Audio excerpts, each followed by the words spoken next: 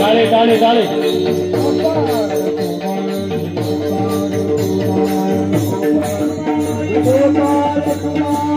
नाम सप्ताह या सोहळ्यानिमित्त उपस्थित जमलेले सर्वच वारकरी संप्रदायातील आपले विठुरायाचे सर्वच भक्त, खरं तर आज मी या गावामध्ये येण्याची माझी दुसरी वेळ.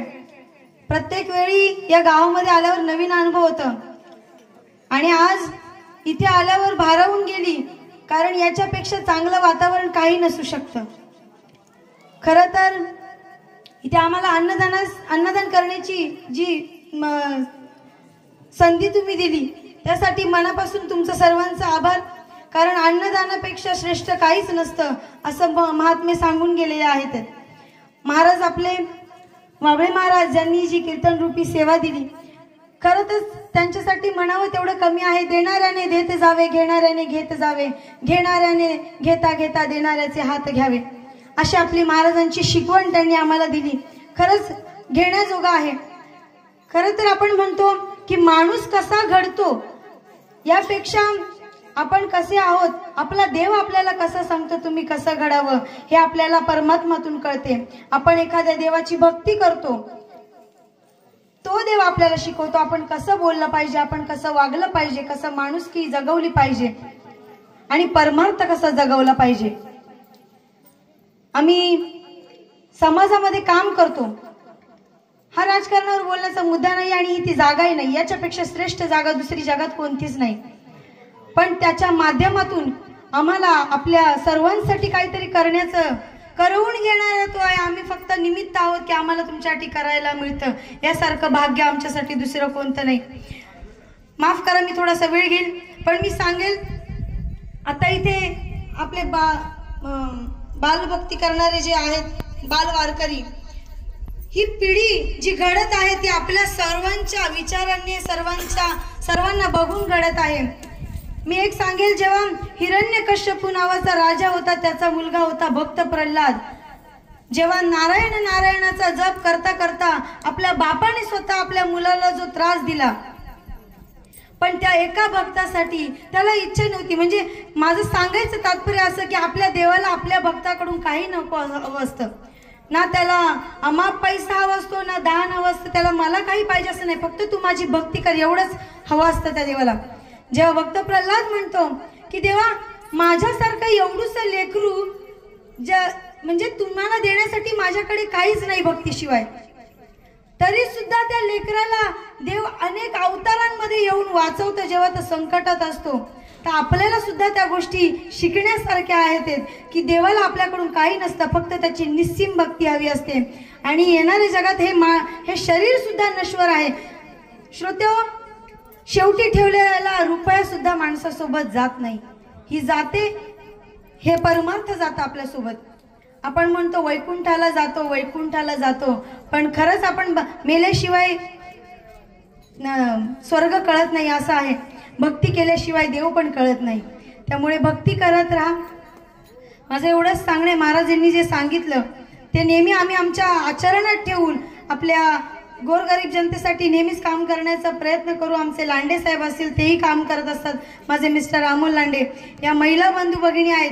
आज या गावात येऊन पुन्हा आपुलकीची भावना आली. मगाशी भाऊक झाली होती, म्हणजे जसा अभंग चालू केला आपल्या बाबांनी, भाऊक झाली होती मी. म्हणजे मला कळतच नव्हतं काय बोलावं, काय सांगावं, की याच्यापेक्षा चांगली जागा कोणतीच नाही. जेव्हा महाराज अनुभव सांगते, जेव्हा आपण संकटात असतो ना, जर कोणी आपल्याला त्या संकटातून बाहेर काढायचा प्रयत्न करत असेल तर आपले देव असतो.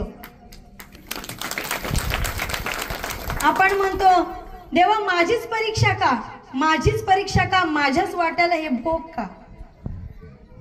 देव आपल्या वाट्याला तेवढंच देतो जेवढं आपले सहन करण्याची ताकद असते.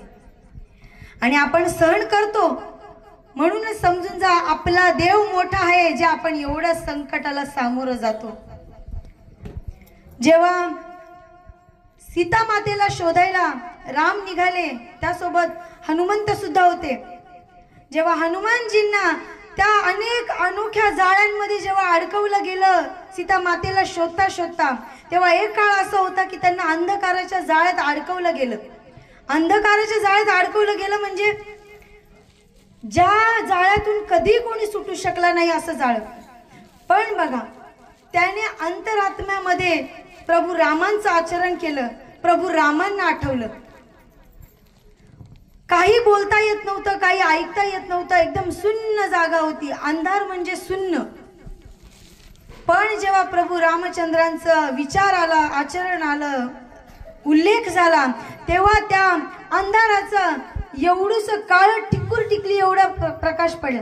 आणि प्रकाशाच्या, रामाच्या नावाच्या प्रकाशामध्ये प्रभू हनुमानजींना आपल्या वाट भेटली आणि त्यांना पुढे जायचा मार्ग मिळाला. सांगायचं तात्पर्य एवढंच, देव आपल्या इथे आहे. आपण आपल्या जीवनामध्ये कसं काम करतो हे आपला देव सांगतो. आपल्या देवाला नाराज करू नका, माणुसकी जपायला शिका, माणुसकी टिकवायला शिका. एवढंच मी या सोहळ्याच्या निमित्ताने सांगते. आणि मी हनुमानजींची खूप मोठी भक्त आहे, कारण आपला देव आपल्याला निष्ठेने वागवायला शिकवतो, आपल्याला प्रेम करायला शिकवतो, आपल्याला भूतदया म्हणजे प्राणी मात्रांवर प्रेम करायला शिकवतो, आपल्याला चांगलं वर्तणूक, चांगली वागणूक द्यायला शिकवतो, समोरच्याला मान सन्मान द्यायला शिकवतो.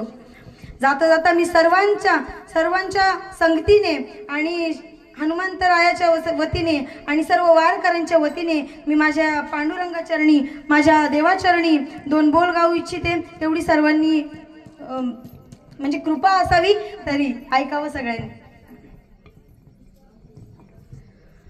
कौशल्या दशरथ के नंदन, राम ललाट पे शोभित चंदन. कौशल्या दशरथ के नंदन, राम ललाट पे शोभित चंदन. अंजनी पुत्र पड़े हैं चरण में, राम सिया जपते तन मन में. मंगल भवन अमंगल हारी,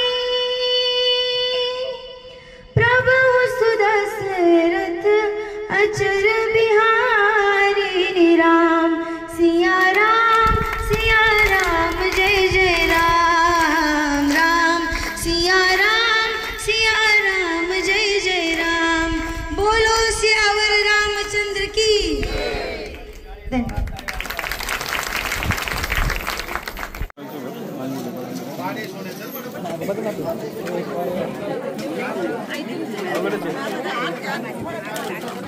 आपल्याला मागायची गरज नाही ना, कोणाची रक्कम काय आली. या ठिकाणी उद्या जी सकाळ आणि संध्याकाळचे अन्नदाते आहेत ते आपल्या समस्त ग्रामस्थ मंडळी माऊलीनगर तर्फे आहे. तरी ह्या अन्नदानाचे जे नियोजन करायचं आपल्याला, ते आपले हे जेवण झाल्यानंतर सर्वांनी मंदिरात जमायचे, याची नोंद घ्यायची.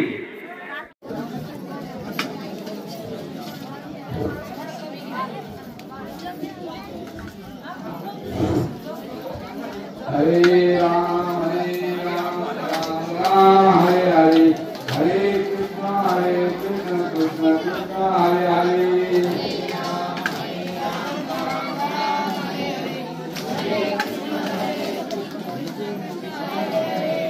हरे राम राम राम हरे हरे, हरे कृष्ण कृष्ण हरे हरे.